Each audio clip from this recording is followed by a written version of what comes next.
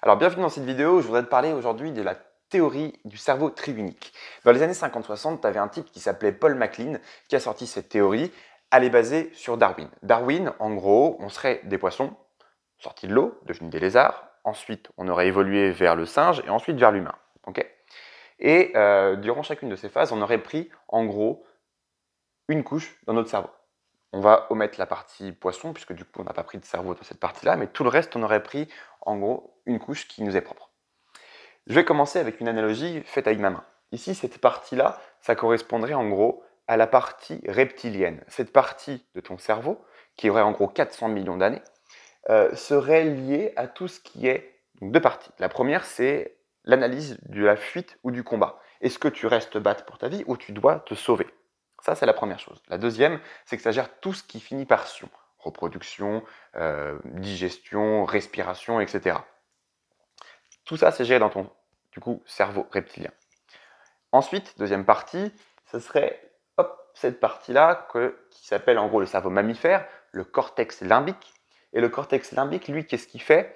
Il va gérer et reconnaître ton environnement pour savoir s'il y a une menace ou non.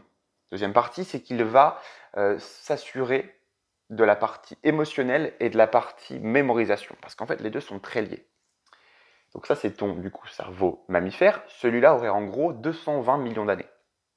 Et ensuite vient la troisième partie, qui est le néocortex, le cerveau humain.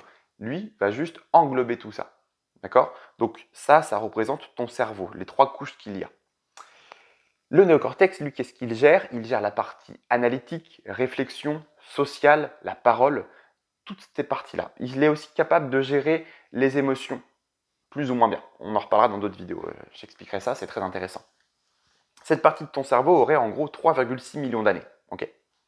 Ça, ces trois parties-là expliquent le cerveau triunique. Donc, comme je te le disais au début de vidéo, c'est que cette théorie est un mythe, notamment dans les neurosciences, la psychologie, etc. Tout ça, c'est quelque chose qui n'est pas forcément accepté, puisqu'on dit par exemple que le dauphin aurait lui aussi un néocortex. Et du coup, ça invaliderait la théorie. Ce qui est possible, hein, c'est tout à fait possible.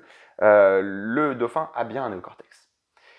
Là où c'est intéressant cette vidéo, c'est que ça explique les différentes parties de ton cerveau et quels sont les rôles de ton cerveau.